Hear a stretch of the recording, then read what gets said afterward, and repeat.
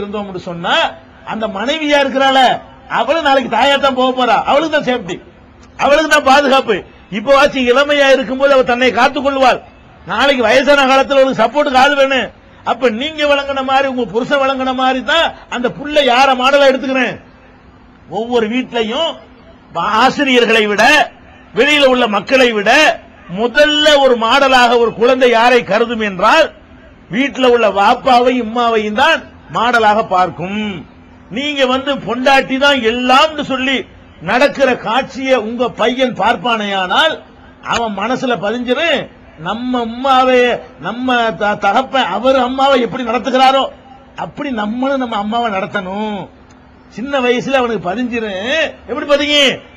உங்களை பொண்டாட்டியோடவே அவர் சுத்திட்டு இருக்கிறார்ல, நம்ம பாப்பா எப்ப பார்த்தாலும் அம்மாவை சுத்திட்டு நிக்கிறாரு, அவர் அம்மாவை கவனிக்க மாட்டேங்கிறாரு, நம்மளும் கல்யாணம் பண்ணி நம்ம முன்னாடி சுத்தி நிக்கணும், நம்ம அம்மாவை கவனிக்க கூடாதுன்னு என்ன செய்வான்? அப்பவே பிஞ்சி மனசுலயே அவனை அறியாமலேயே அந்த கருத்து அப்படியே பதிஞ்சு போயிடும். அதனுடைய விளைவை தான் இப்ப நீங்க அனுபவிக்கிறீங்க. நீங்க புதுசா அனுபவிக்கல, உங்களுக்கு முந்தி செஞ்சதை பார்த்துவிட்டு உங்க பையன் இப்படி பண்றான். இப்ப அவ்வளவுதான். இந்த கேள்வி கேட்கறீங்களே, இந்த கேள்வி கேட்கிறவங்களுக்கு நான் சொல்றேன், இது நீண்ட நெடுங்காலமாக நடந்து வரக்கூடிய ஒரு முசீபத்து. அவன் என்ன பண்ணிட்டான்? உங்க பையன் உங்களை கவனிக்கல என்று சொன்னால் உங்களுடைய கணவர் நடப்பதை அவன் பார்த்தான், நடந்திருப்பார்.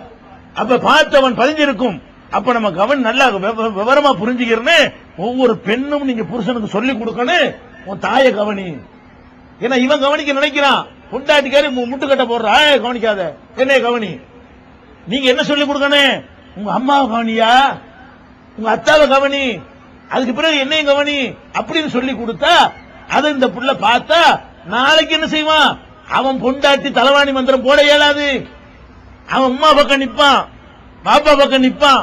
அதனால இது ஒரு நோய் மாதிரி குழந்தைகள்லயே அதை பார்த்து பார்த்து உருவாகுது தவிர எல்லாரும் தாய் தந்தையரை கவனிக்கணும் தான் இருக்கிறான். அவனுடைய சின்ன வயசுல இப்படி பதியப்பட்டதுனால வந்துருச்சு.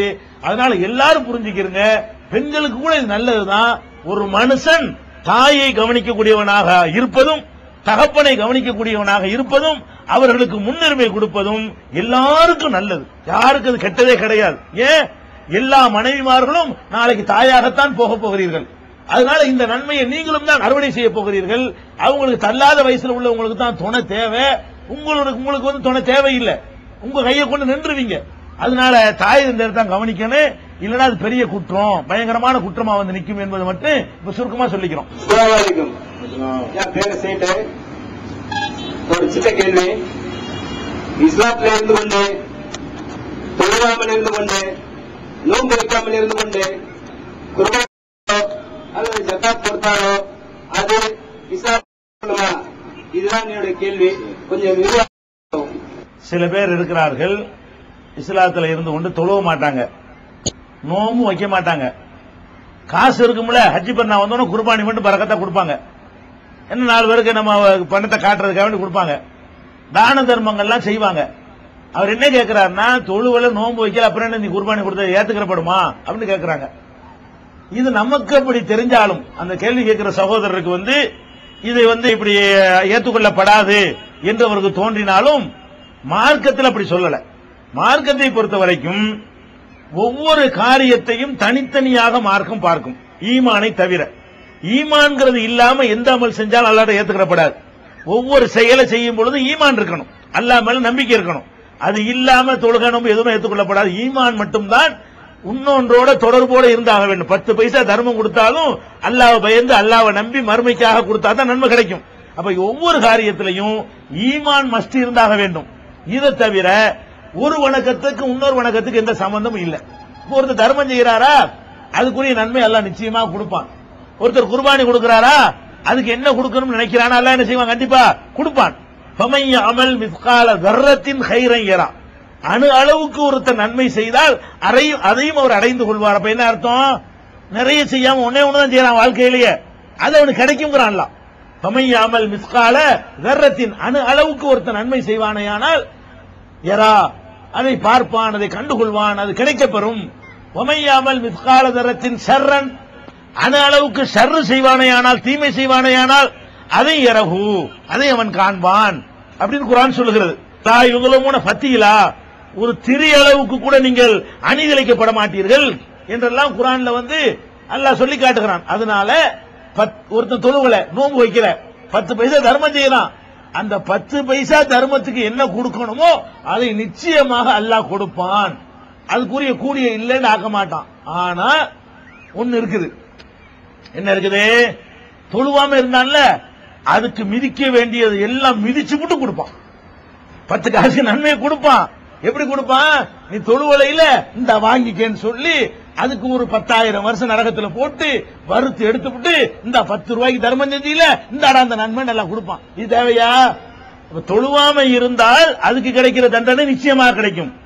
நோன்பு வைக்காம இருந்தா அதுக்குரிய தண்டனை நிச்சயமா கிடைக்கும். இந்த தர்மம் உன்னை சொர்க்கத்துல சேர்க்கறதுக்கு பத்தாது. நல்லா விளங்கிக்கணும்.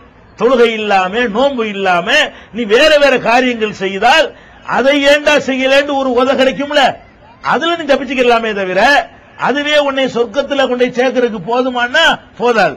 அப்ப நம்ம என்ன பண்ணணும்? நீங்க எதுக்காக இந்த தர்மம் செய்யறீங்க? சொர்க்கத்துக்கு தானே செய்யறீங்க. எதுக்கு ஹஜ்ஜுக்கு போனீங்க? சொர்க்கத்துக்காக தானே. எதுக்கு சதகா பண்றீங்க, ஜகாத் பண்றீங்க? சொர்க்கத்துக்கு போறது தானே. அதுதான் உங்க நோக்கமா இருந்தால் நீங்க என்ன பண்ணணும்? தொழுகை நோன்புல கவனம் செலுத்தினா தான் தேர முடியும். இல்லைன்னா நீங்கள் தர்மம் செஞ்ச நன்மை ஒரு பக்கம் கிடைக்கும், அது 100 ரூபாயா இருக்கும். நீங்கள் தொழுகை விட்டதற்கு தண்டனை கிடைக்கும், அது 1 லட்சம் ரூபாய் அளவுக்கு இருக்கு. எது சரின்னு யோசிக்கிறீங்க. அதனால இந்த நன்மை அந்த தப்பை ஈடுகட்டுற அளவுக்கு நிக்காது. செய்த நன்மைக்கு கூலி கிடைக்கும், செய்ய தவறிய கடமைக்கு தண்டனையும் கிடைக்கும். இதை வழங்கிக் கொள்ள வேண்டும். அதனால அந்த சகோதரர்கள் குர்பானி கொடுக்கற நிப்பாட்டுறவன கொடுங்க. ஆனா நீங்க எது கொடுக்குறீங்க? சொர்க்கத்துக்கு போறது தானே.